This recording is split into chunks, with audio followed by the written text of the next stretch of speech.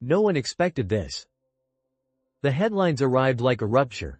A cascade of U.S. dairy shipments turned back at the northern border, contracts frozen, refrigerated containers rerouted, and a White House that seemed intent on pretending none of it was happening.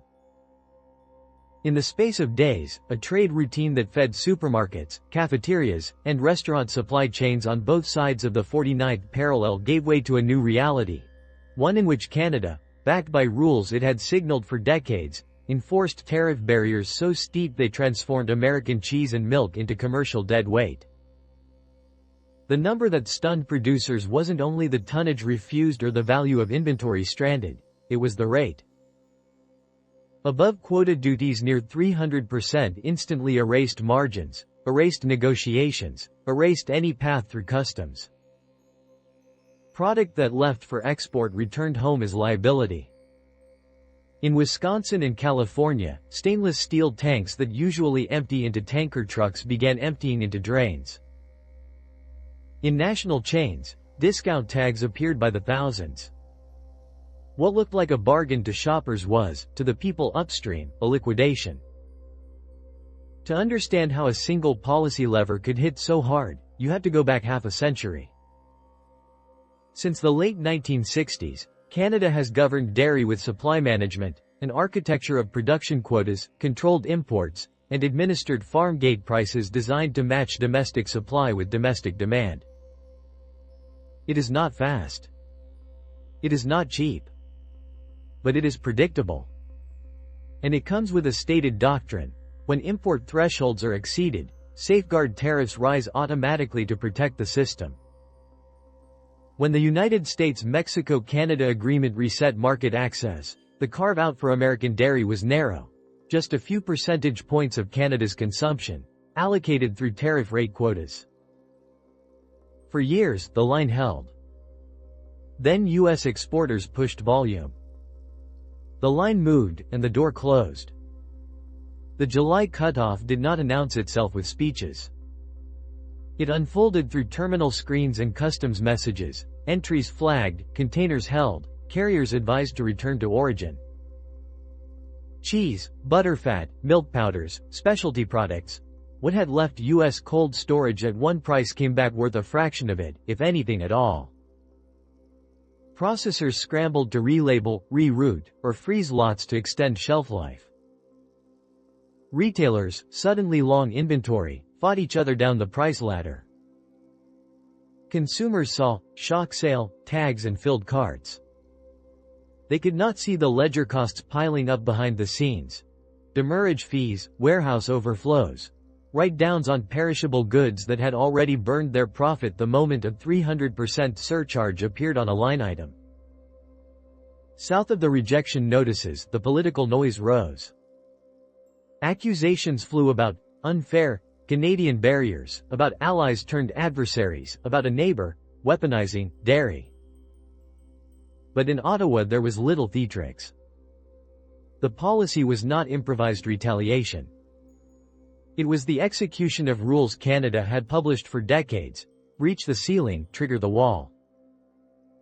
And under the same framework, officials trimmed TRQ allocations as they redirected supply toward domestic processors.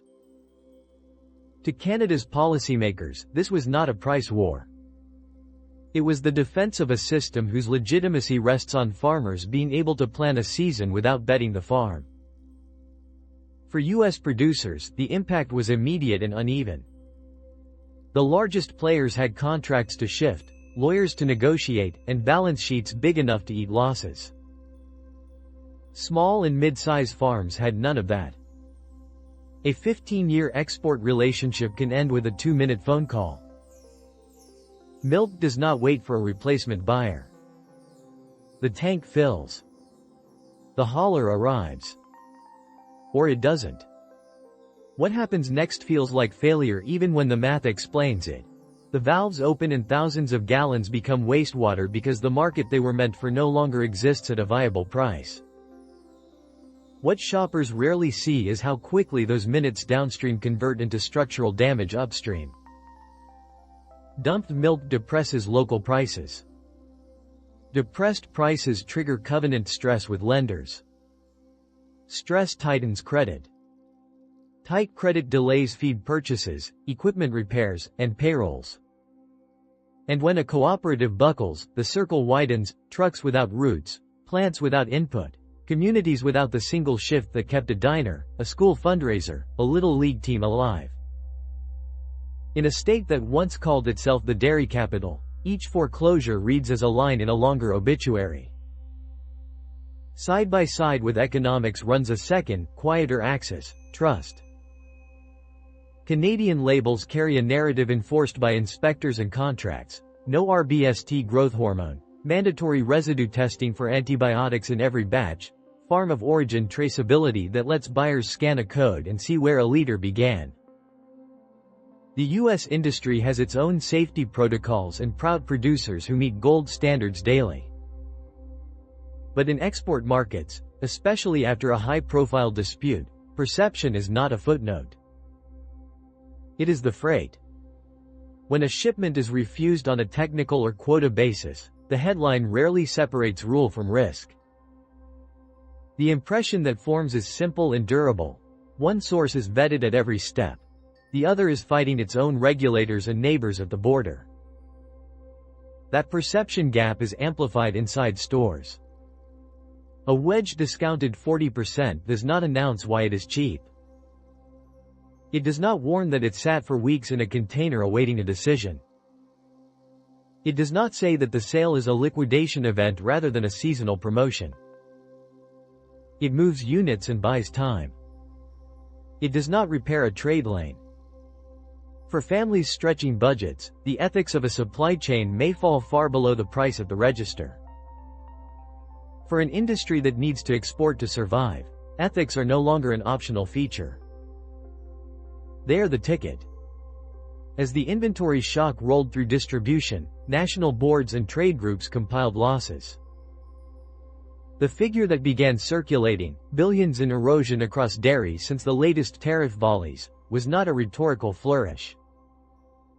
It was a sum of storage, freight, write-downs, discarded product, and the opportunity cost of lost markets. Letters went to Washington asking for relief that was not just a check but a plan. Targeted buy-ups to clear the glut, transparent labeling to rebuild confidence, a negotiation track that treats allies like partners in predictability rather than targets in a political set piece. The replies, where they came, spoke in generalities. The clock kept running. In parallel, signals from abroad turned from concern to contingency. Brussels drafted lists of countermeasures should the United States expand its tariff perimeter. Tokyo reviewed health and import standards with an eye toward aligning with suppliers that could guarantee uninterrupted compliance. Canberra weighed capacity and contracts. None of these were declarations of hostility. They were acknowledgments of volatility. When a large economy builds unpredictability into its rulebook, smaller ones build workarounds into theirs. On Canadian farms, the story was more prosaic. Quota boards adjusted volumes. Co-ops filled plants to capacity. Provincial inspectors kept schedules. A marketing campaign spoke softly about traceability and welfare standards, offering not an argument but a comfort. Your food comes from a system that makes less when it must, not more when it can. In farmer meetings, the tone was not triumph but relief, of having rules that buffer shocks rather than inviting them. In grocery aisles from Mexico City to Montreal, a QR code became a small piece of reassurance in a year of noise. Inside the United States, the country that feeds the world faced a narrower, harder question. What does it mean to feed on terms the world trusts? Volume is engineering. Trust is culture. One can be built with steel and software. The other requires patience, disclosure, and the humility to let auditors and customers see what you would rather they did not. It asks producers to accept slower growth for longer endurance. It asks politicians to resist turning rulemaking into nightly theater. It asks consumers to value the chain, not just the price. There is a path that looks less like surrender and more like repair. It begins with telling the truth about inventories, what they are, where they've been, how long they last, so that a discount is a disclosure, not a disguise. It continues with investing in farm-level traceability that can follow a gallon from pasture to pallet without gaps. It strengthens residue testing and bans that bring the baseline closer to what premium buyers already expect. It ties emergency buy-ups to disposal methods that do not turn waste into retail optics, and to contracts that keep small farms alive through a season rather than through a press cycle. And it returns to the table with Ottawa to negotiate predictability back into a relationship that cannot function as a series of ambushes. None of that is simple. All of it is slower than a headline. But the alternative is slower still. A long fade in which export partners shop elsewhere, domestic trust erodes with each clearance sticker, and the next generation of farmers concludes that a life in dairy is a bet against their own odds. If a nation's food system is a mirror, the image right now is not of scarcity but of dissonance. An abundance that cannot find its buyer. A product that cannot clear its own story. For the people who woke before dawn to pull on boots and open valves, who learned the arc of their herd and the rhythm of their land, the crisis is not a graph. It is a day. It is the phone call that does not come. It is the silence after the pump stops. And it is the knowledge that somewhere, under a different flag, a set of rules just spared someone else that sound. The border will not change. The math will.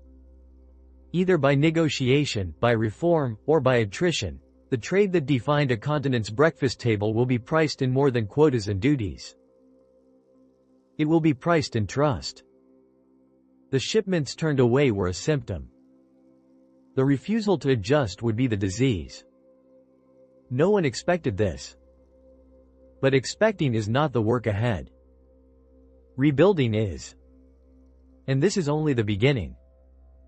And while Washington scrambled to point fingers, Mark Carney's strategy was already working, calm, calculated, and grounded in a philosophy that most in the U.S. had underestimated.